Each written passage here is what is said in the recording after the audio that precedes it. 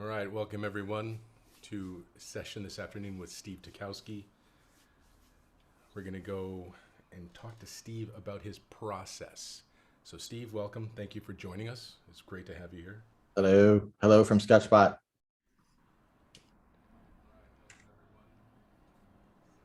All right, are we live? Yeah, you got to share your camera. Turn on your camera. Oh, sorry. I thought that was already showing on. Hold on here. Start video. Hello from Sketchbot. There you go. Can you see me? Yeah, I see you. Go ahead. Yeah, roll. All right, cool. Awesome. All right.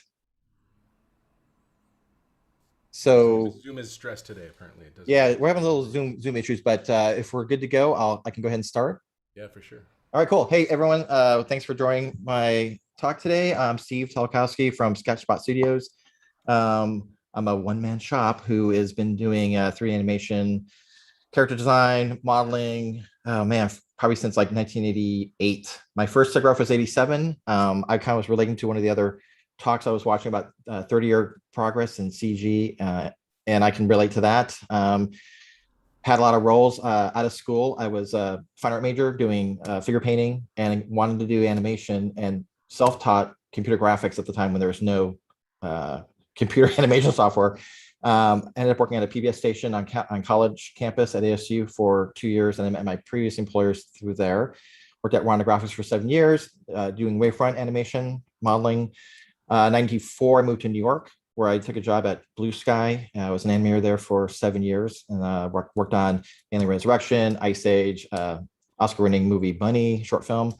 And then I ended up directing for 2 different companies. And in 2008, I decided to go independent and start my own thing. So I started Sketchbot Studios, and I did my first designer toy, Sketchbot. So I did 7 colorways for this guy.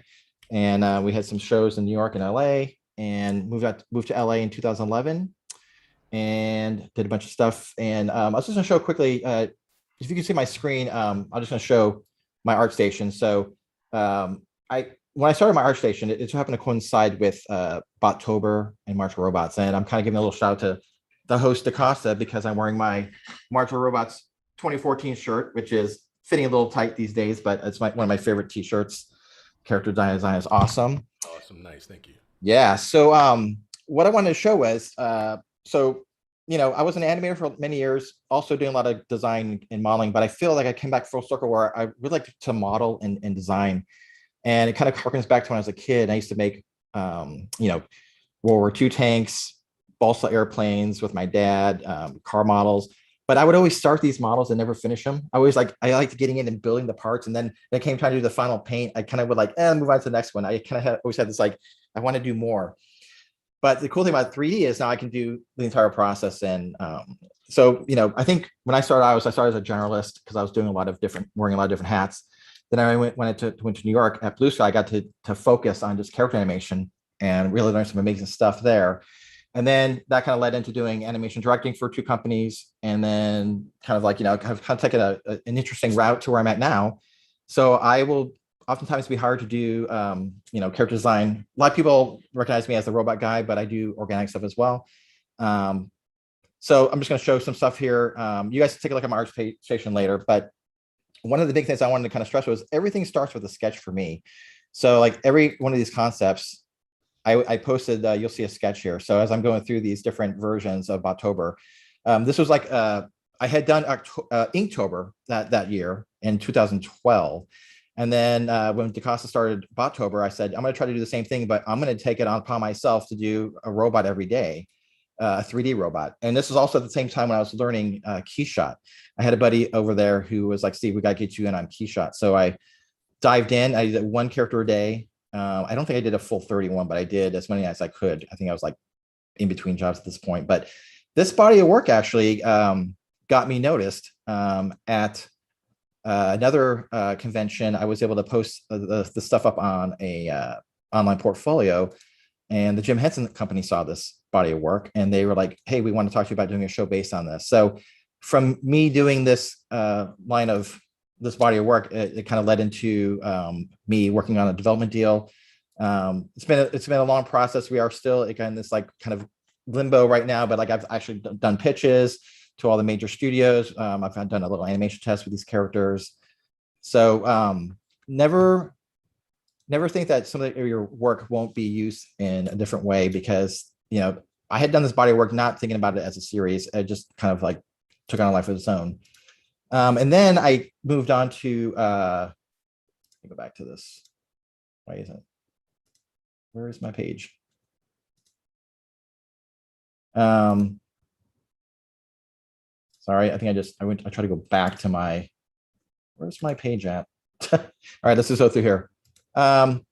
So talking about the pipeline, over the years, I've been really fortunate to do some different characters for different companies. So with my relationship with Keyshot, I actually got to design the avatar for Keyshot 6, which was an amazing project to work on.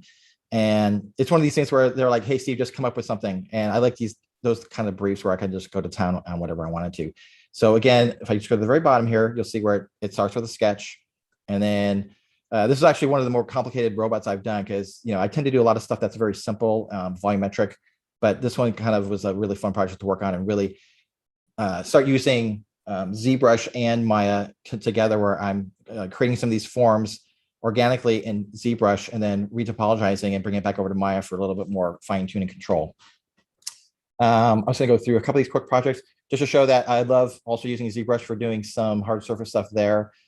These were experimentations with Z-spheres, which I loved, and just exploring, turning these into adaptive geometry and then going to town on these pieces. And these are all still Keyshot textures. So at the time I was a heavy user of the Keyshot to ZBrush bridge. Also, a couple of years ago, I had to make the switch from Mac to PC because I couldn't get into doing VR. And I was really like, I don't want to miss the boat with that. And I've seen some of my peers doing amazing sculpting.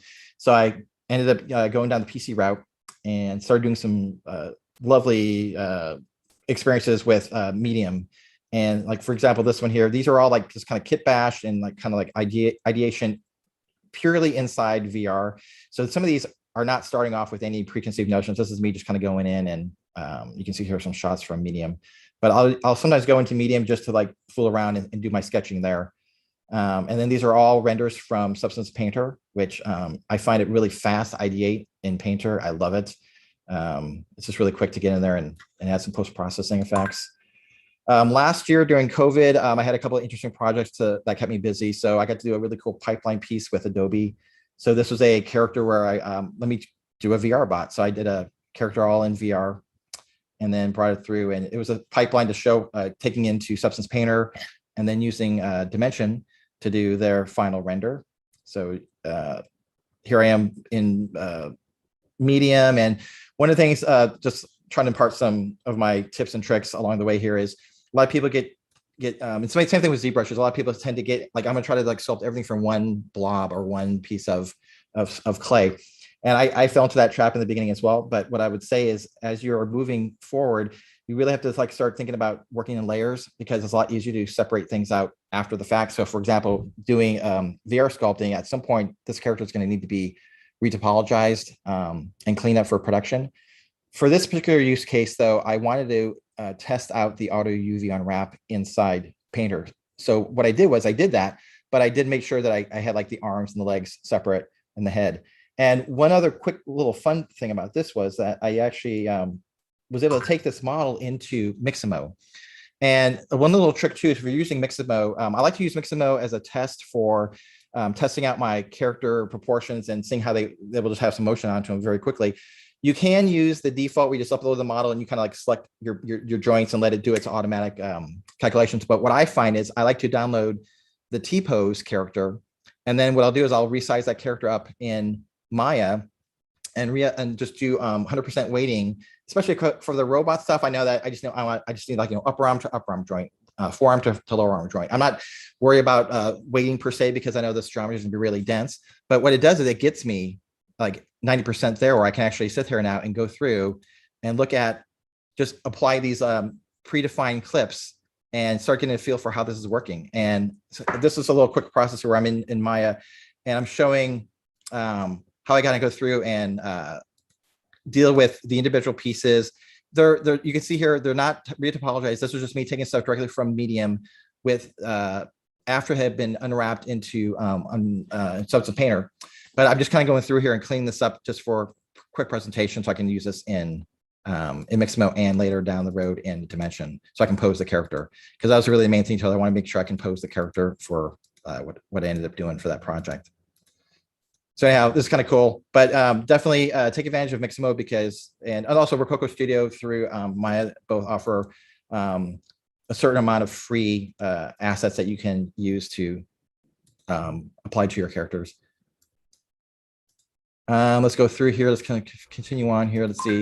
Steve, if I can interrupt you with a quick question from Chelsea. Yes. So looking at these pieces in your renders, and kind of if you can quickly talk about what's your general inspiration for the forms, and how much do you research, or do you just try to kind of go at it? Do you have a kind of a core line that you run with? Well, I think language. Yeah, that's a good question. I think over the years, my design language has always been very volumetric and simple. I tend to find the forms. Ever since I was in art school and drawing and painting, I really learned to see volumetrically, and it really shows throughout my work, because you can see my forms are they're very bold and simple in their shapes. But I try to create complexity through simple, work from the general to the specific. So I would say that that's been my main thing, is as how I work, is I think in that sense. And talking about that really quick, let's segue over to, because I've already covered the Adobe thing. I want to really quickly talk about how I do some of my ideation, and this will parlay right into how I did the character for Maya.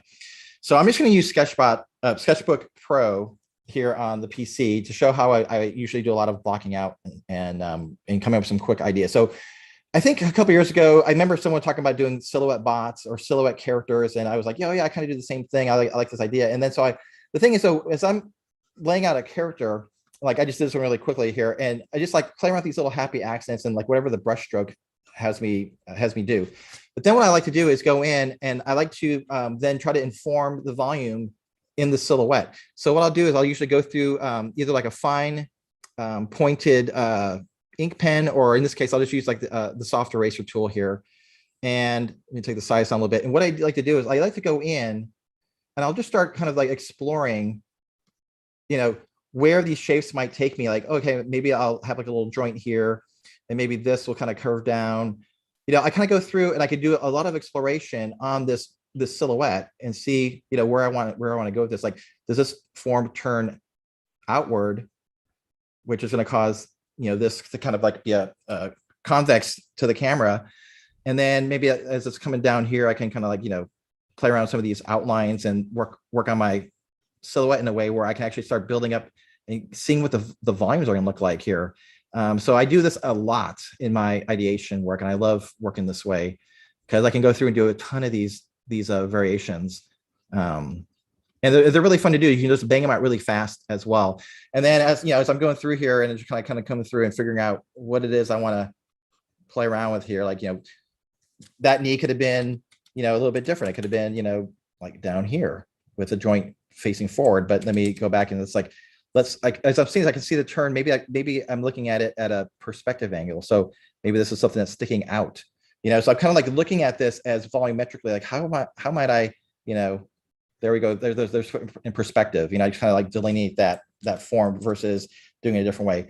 And then you can go in and say you want to start, airbrushing here. So I'm going to go in here and just add, some color in here, and then really start pulling out the forms this way, and just kind of start giving it just a little bit of that, right there, that just starts making that form pop a little bit better. And then at some point, I will then turn off the symmetry and then pick up a light direction. So maybe I have the light coming from upper left corner here, and I can start, doing this. Let me start playing around with the lighting here, and just like drop in some really big values quickly. And actually, I should probably be using my big chisel brush here. Whoops, I can't do that with pure white. I keep on forgetting about that in this. Go back to, we'll do some painting here. So we can kind of go through. Actually, hold on, that's not what I want to do. Anyhow, you get the idea. So it's been a while since I used it on this PC. I usually do this a lot in Procreate on the iPad Pro. because they have the symmetry feature in the animation assist or the drawing assist package. So that's how I would go through and use that. And let me go through now and show. Let's see. I'm just looking at my time. Okay, we're 15 minutes in here. Okay, cool. Oh, you're so good. now, Yeah, you're good. So we're good. let's Okay, wait cool. 1 second quickly. Yeah. I know, to answer one of the questions from Chelsea, Steve does VR in his garage. It's the space behind him is awesome. So, but the picture on your desktop. Yes. Just quickly, what's that? Oh, this right here. Yes. Yeah. Okay. So this was I got a chance to work on the Scoob movie at Real Facts Santa Monica a couple years ago. And so this was a really fun project, and I got to work like alongside like amazing artists like Alex Konstead, Dave Levy, that was the guy who hired me. I was like, it was only 3 months, but I had the best time ever. And it was basically, hey, Steve, we just want you to like be a 3D concept artist and not worry about topology, not worry about final stuff. Just take stuff that Alex is doing, or maybe take a shot at doing this one on your own and just go to town on it. So that was awesome. So for example, this was the Me Machine, one of the early concepts for the big ship. And there's a painting that Alex did, and I just basically took it and had it turned into 3D. So, basically just going in and like, I look at it, it's a giant cylinder with, subdivisions and, surface of revolutions, and just went to town and started building this thing out. And then this was awesome. Thank you. Yeah, it was awesome. And then I got to do the little critters here. Alex did this kick-ass painting, and I was like, I can't wait to model this one. So this was a fun one. This was actually done in, this one I did all in ZBrush, and then I brought it back over to Maya to do some cleanup. And then taking it into Keyshot was kind of fun. And then this was the hover jet. So again, it's like, having really good reference to work from. Then these were some like these little scorpion ideas. We're just like asked to like bang out a whole bunch of different weird ideas. So just like kit bashing and whatnot. I also do some organic stuff because I still figure paint and draw, which I love to do. So I like to go in whenever I get a chance to just like, want to wind down a little bit. I'll just go in and fire up ZBrush and start doing some organic sculpting. This was actually a fun little piece. I did this in Nomad Sculpt on the iPad Pro. So I'm really starting to push this app again a little bit more. Like Glenn said this morning, the iPad really is kind of like, shining now with some more better apps. And it's great to kind of like be able to do this away from the desktop. What else we got here? So your process when you go from Sketchbook Pro, then where do you go? Okay, so from Sketchbook Pro, then it's going to be blocking it out in 3D.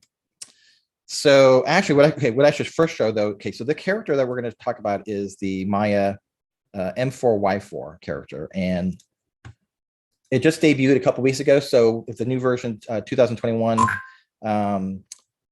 I was contacted by the guys at Autodesk. I had done some stuff with them earlier last year, and then the Maya team said, "Hey, Steve, we want you to design this new character for us." And I was like, "Awesome!"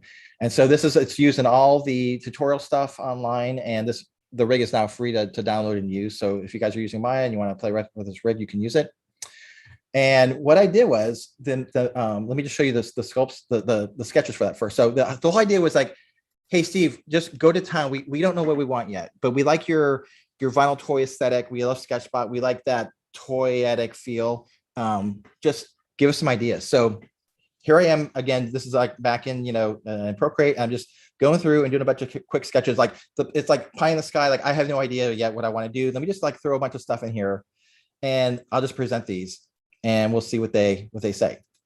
So these were kind of fun. Each page was a different kind of like style and a different kind of approach. Like I have no idea what they're gonna like. Like I personally was digging like this page, like A and B, because I just like. But like again, it's like gonna be too complicated. Maybe we want something a little bit simpler because it's going to be for tutorial purposes. So, maybe like version C here, or even like on this page.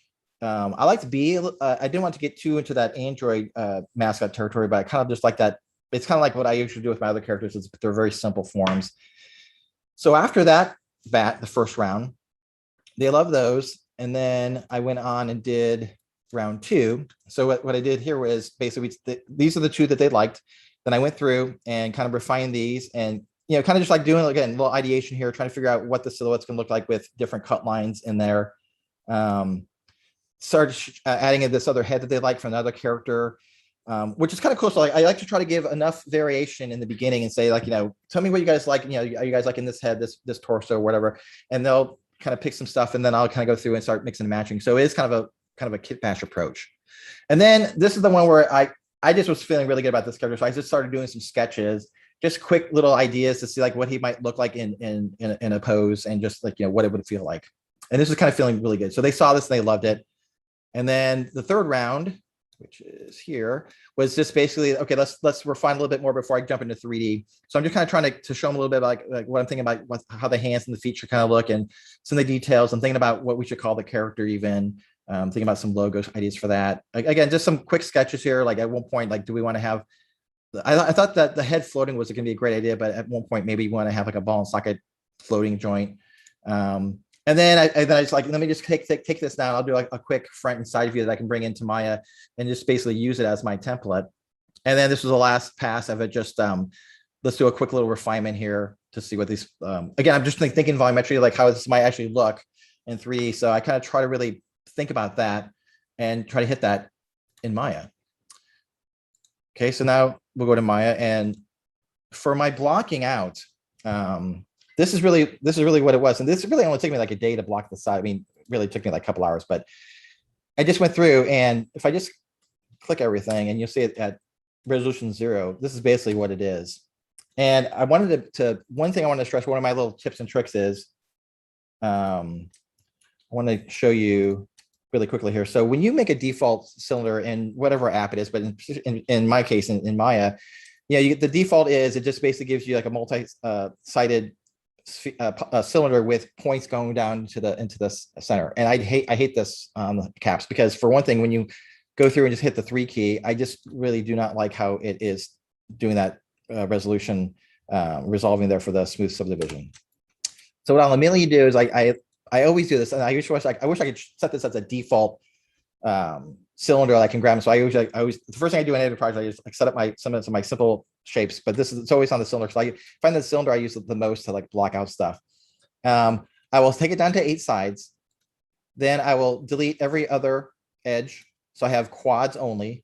And now when I start subdividing that, you can see I got a cleaner read, and I can use that as a start for something. And then what I do is then I'll go through and I'll select the faces on the top and bottom, and I'll just do a quick offset. And so now when I subdivide that, I get a nice cylinder with clean tops. And then also I know that this is going to be a good clean subdivision surfaces, and it's going to be easier for me to do UV layout on as well. And then I will go through and then actually add some edge loops around the corner, so that now I get the cylinder to be a little bit tighter.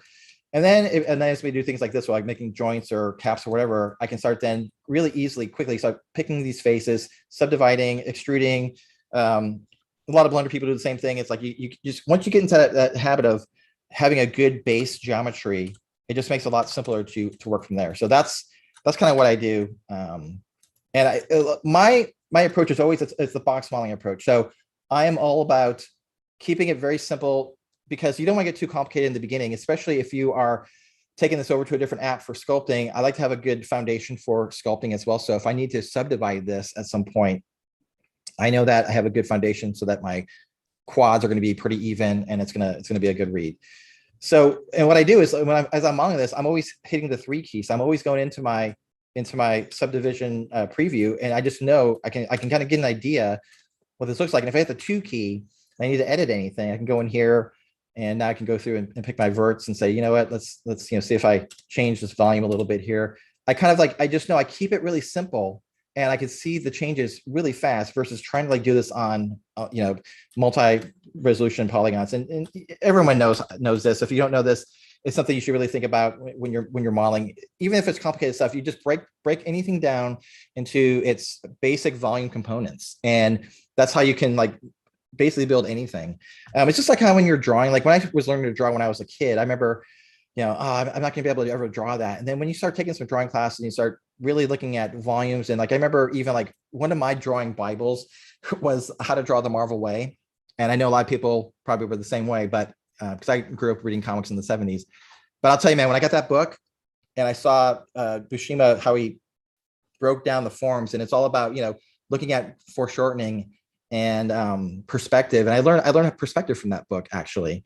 And it goes back down to, it's like, if you can visualize anything in its purest form, then you have no problem. You're going to be able to model it. And I tend to look at a lot of stuff like I'll look at any cool industrial design piece and go, oh yeah, I can do that by doing like a Boolean, and I can scoop out a curve here. I can do that. So you kind of like start thinking about how things are built in components and sections, and then you kind of go through that. So think volumetrically when you're designing and modeling, and it'll make your life a lot easier. So anyhow, so this is the first pass.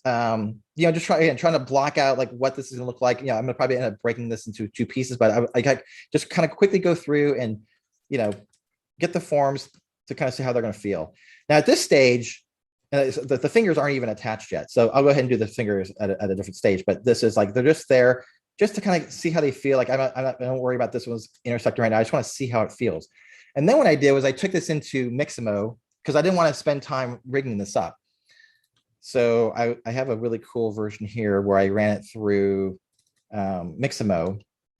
And this is the first thing I showed after I did the model. I took one weekend and I just did the model really quick. Then I sent it through. So then I found this the gingham pose, or the dance here in Mixamo. And I thought it was kind of fun. And this is just setting the points in the interface and letting it do what it would do. Not doing any pre-rigging on it. And like you're not getting a clean read on the shoulders, but you know what? It shows me that this character is going to work proportion wise. I think it's gonna be sufficient for what they want to use for the tutorials. And it was just a kind of a fun little example to do.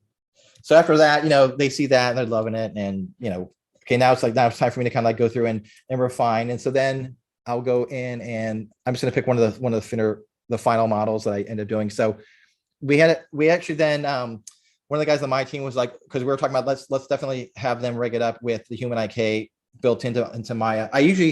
I've been using forever Raf Anzevin's the Setup Machine 2, which is something I've been using for years and I love it.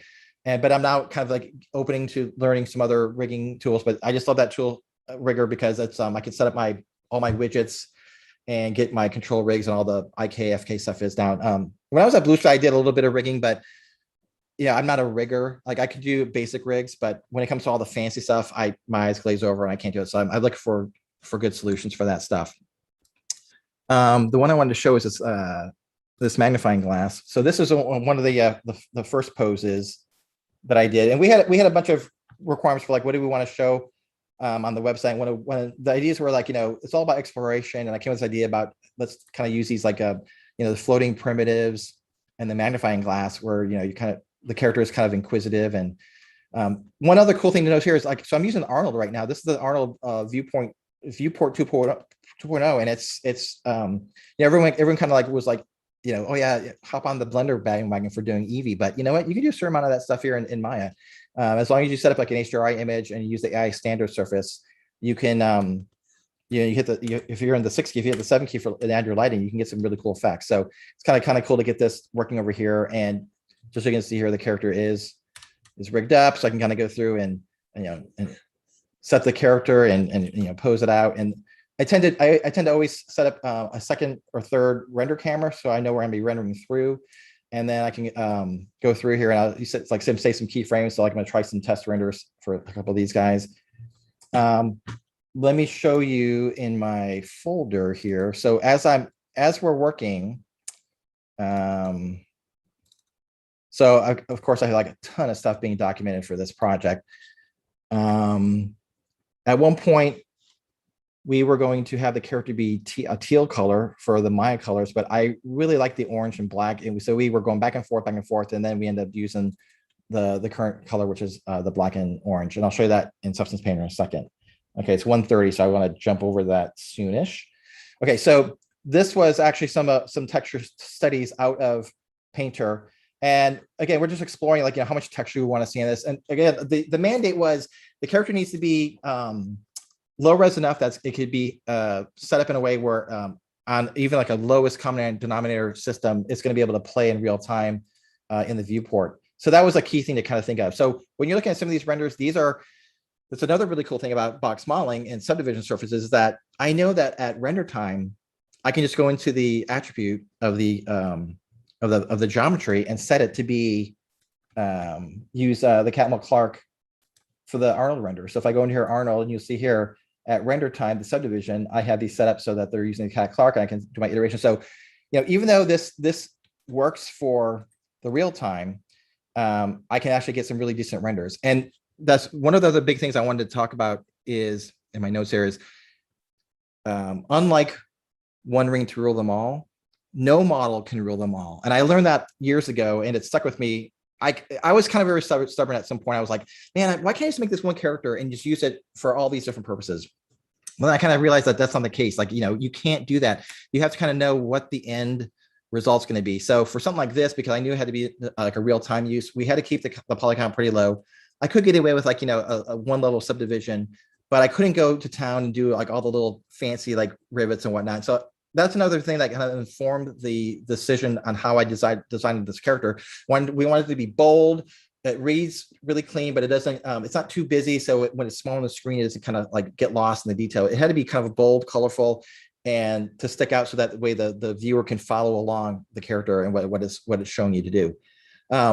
Other use cases, for instance, if you're doing a cool like ZBrush high resolution scope with all like the little pits and surfaces and whatnot, you need to think about how that's going to be used. And you can't rig a 1,000,000 polygon character. It's just impossible. So you have to retopologize it, and then you have to bake out your maps. And a lot of times, we see all a lot of stuff done in the movies is it's all displacement stuff that's being baked out. So that displacement is going to be dealt with at render time.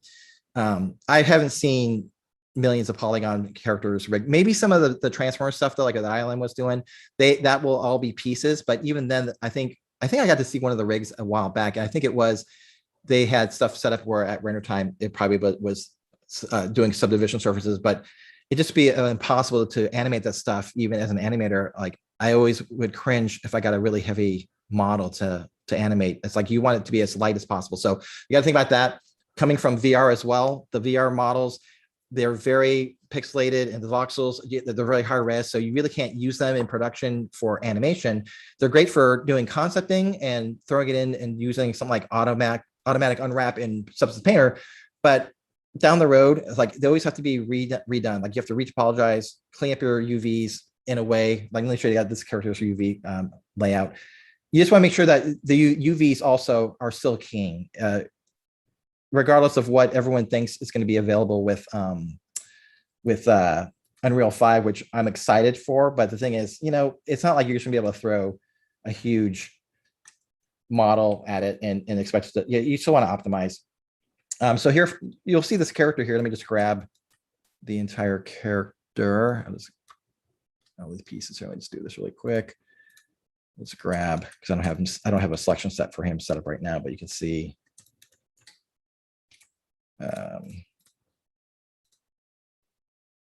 I got a couple pieces in here. Let me just delete those. Okay, cool. So here's the character. There's probably one other little thing in there, but you can see here, everything is laid out in a way where I'm really thinking about making sure my UV are parallel to a surface. So that way, when I need to, when I'm in Painter, like for instance, this separation between the arm and the hand and the hand with this little metallic band, it's going to be a perfect straight ring around it, because my UV is unwrapped in a way where it's going to be perfect. I know I'm not going to have any distortion in that. And so that's something I will always keep in mind in the back of my head, is like, how is this going to be used and how it's going to be painted? How am I going to deal with that?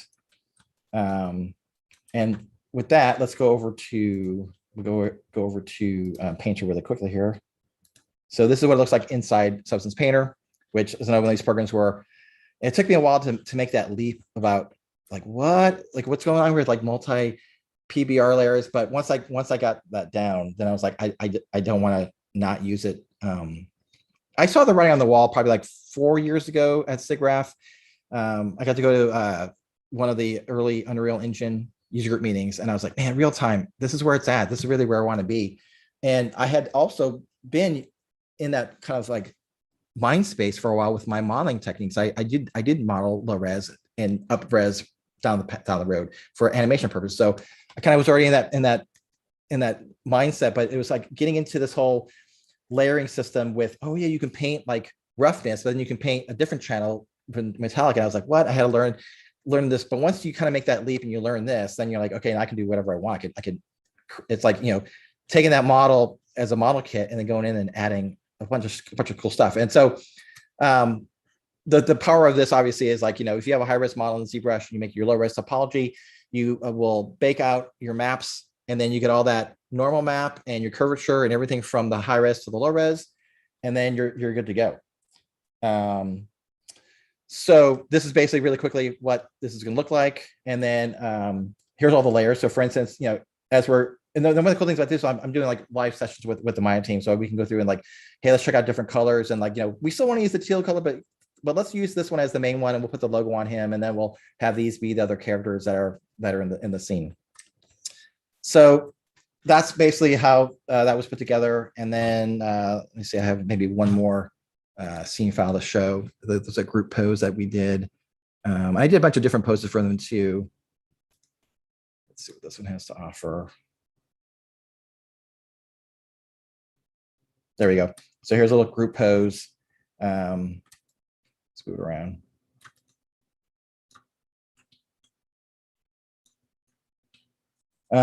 So that's basically, the process for this character. And it was really well received. And I was like, man, this would be a great toy to make as a giveaway for upcoming trade shows. So who knows? We'll see if this thing maybe, I should try to do a 3D print of this character. I think what I'll do for the neck is maybe set up a magnet system, like a ball magnet here, and then do a little recess so I can have it look like it's floating, but we'll use the magnet to connect the two. So that might be something to try down the road. One other thing. Yeah. Oh, are there any questions, Talkowski? I should ask if people are having I think people are just making comments, love the stuff. Okay, cool. Basically kind of the question about your VR. Yeah, the VR, the VR thing is something that I've been wanting to do for a long time, and I've been doing it now for a couple of years. And I'll segue into, I am now actually working on my very first VR project via an Epic Games Mega Grant that I was awarded to a couple months ago. And I will show you what I ended up doing for that. Congratulations on that, Steve. Thank you. And DaCosta will be one of the artists that I'm going to have in this. I'm going to have DaCosta and Brant Peters are going to be two of my first artists. I'm inviting artists in to have a virtual exhibition in this VR art museums. And so that's going to be just an art museum experience. It's going to be a little bit of gameplay. We're going to have like an indoor and an outdoor environment. And we're going to have a Build-A-Bot, kind of like a Build-A-Bear, but Build-A-Bot idea where we're going to have different design language parts that you can put together. And the whole idea is I want to get the stuff out of VR. So we'll see how that parlays. But what I wanted to show was that project arose from me doing a tutorial. So right when COVID hit, I just happened to have some free time. And I was like, you know what? I'm going to sit down and I'm going to learn Unreal, damn it. Because I had been playing around with both Unity and Unreal for a couple of years. And I was like, I just need to sit down with Unreal and just focus on it. So I found this amazing guy online who does, he's a World of his, what is this? I keep forgetting. It's World of Level Design is his website. And so he had the thing called his My Corridor, and I did the Corridor project. And what I did though is I kind of went above and beyond it. So I learned all the ins and outs of Unreal and how to get stuff in there and using his predefined assets. And then I said, you know what, let me start taking my own assets. I have a ton of assets. Let me start throwing some stuff in. And I think subconsciously I was like trying to maybe come up with my own space of what I wanted to maybe do in the future. And it turned out to be this little museum project. So basically I just ended up putting in a lot of my characters and setting up a little scene to kind of like show what it was going to be. And this is what I used as the basis for my seed of what I wanted to do. So I used this in my pitch presentation for applying for the grant. And from here, this video, I'll just let it play. This is a little video where it just kind of shows me kind of moving through the scene. I'm not going to load up Unreal because it'll probably be a little heavy right now with the Zoom, but this is me going through the environment. But I actually I added the upper level, I had all these little assets, and I just kind of like pushed it a little bit to see what this space would look like. And also just probably like last week, I was able to take the scene and working with my programmer who's on board with me on this project right now, we were able to take this, convert it into VR, and I was able to walk through it with my custom navigation that we're going to use for the experience.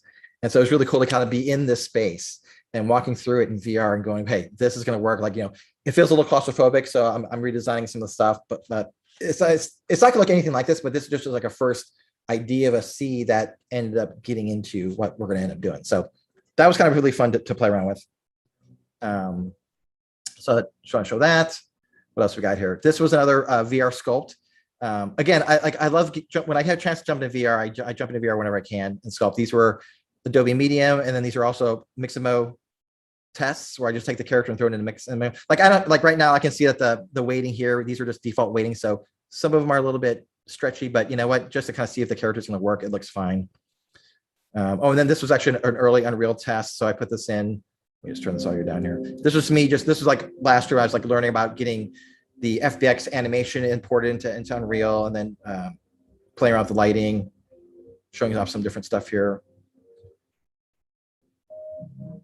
These are all concept renders from Substance Painter, and again, I crank these out like it's like 1 minute to let the render resolve and like hit save and go on to the next one. And so I'm able to like ideate really fast in Painter. Oh, here's another really good breakdown. I encourage you also, this is how I learned a lot about doing the PBR texturing. Let me turn off this thing because it's now getting annoying.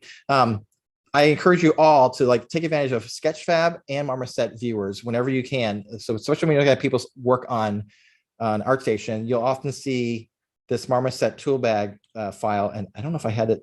Did I have that one on here or not? I had the, yeah, right here. So if I click this, and it'll load up really quickly here. And then this is where you will learn an immense amount of information, how to go about designing your maps. Because what you can do is you can click on this little 3 slash icon. You can see all the different maps. And if you hold your middle mouse button, you can go over, here's the base color, topology, the glossy map, the reflection, the albedo, and the normals.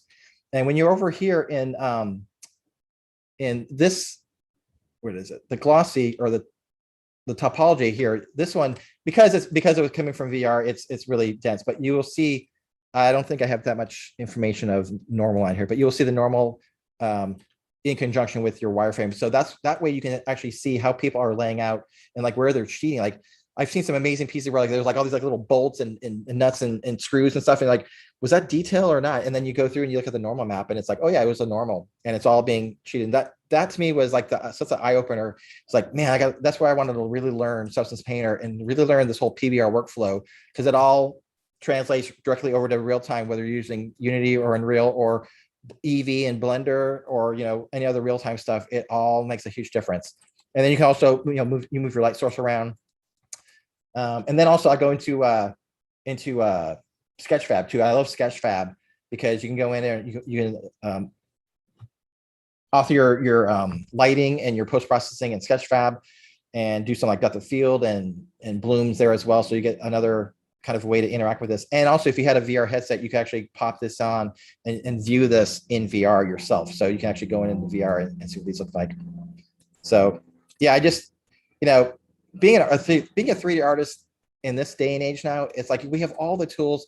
I mean, like, Unreal is free, Unity is free, Blender is free. I mean, you can get all this stuff now and just go to town on it. And I kind of agree with one of the things that Glenn said this morning too. It's like it's all about trying to distill the proper learning and finding the right stuff. So you can go to YouTube and find tons of videos, but you really got to find the ones that are well edited, well curated, and that's where you're going to do your learning. So I'm getting the wrapping up. So we got about a couple minutes left. I got 2 minutes. If anybody wants to ask any other particular questions I can answer, I would love to do that. Yeah, while we're waiting for those questions, what's your kind of like, is your Unreal, is that your next project? That's what you're focused on right now? Yeah. So the nice thing about the grant was it was a nice chunk of change where I'm able to pay people to actually work on this and pay myself. So I was like, I wrapped up 3 big jobs and I was like, I'm not going to take on any more work. I'm going to focus on my project for like the next couple of months. So I encourage everyone to if you want to do a project with Unreal, just put together a pitch and do it. You have nothing to lose. They're giving away a ton of money over the next 5 years. So get your idea out there and show them why you want to use Unreal and, go for it. Yeah, I think they're kind of halfway through at this point. Yeah. Halfway through that mad stack of cash. But yeah. But I think for the most part, I mean, it's a great way to get out there and put ideas forward. And certainly help you formulate an idea and see if it sticks, right? I mean, just kind of pretending to make an idea versus committing to actually documenting it and trying to explain it to somebody. That's a completely different level Yeah, and I put together a whole pitch deck for it, and then I did like an unlisted video of that with some other assets. Actually, this my screen right here, what you're seeing here, this was an actual. This is one of the illustrations I did for Nothing But Mech series. I co-edited the book with Lauren, version 4. So I had a piece in version 3 and a piece in volume 4. This was a volume 4 version. This is going to be one of the pieces I want to bring to life. So this was something that it exists in Maya.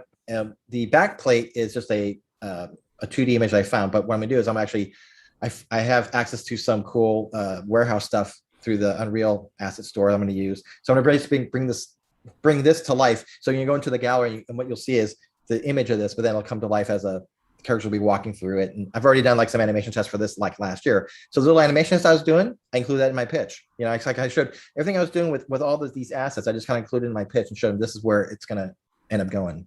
Awesome. Yeah. Nice, Steve. Thank you very much. Thank you for having me, man. This is awesome. No, everyone, thanks very much, Steve. It's always good to listen to your stories and talk about your techniques. I think your approach is very eye-opening. You know, everybody has a different technique, and at the end result, it kind of all comes together to be able to communicate that vision. So thanks very much for sharing your experience with us. Everyone, thanks for joining us. There's more to come on Sunday. Enjoy the rest of the presentations. And once again, thanks to Steve. Thank you. Bye, everyone.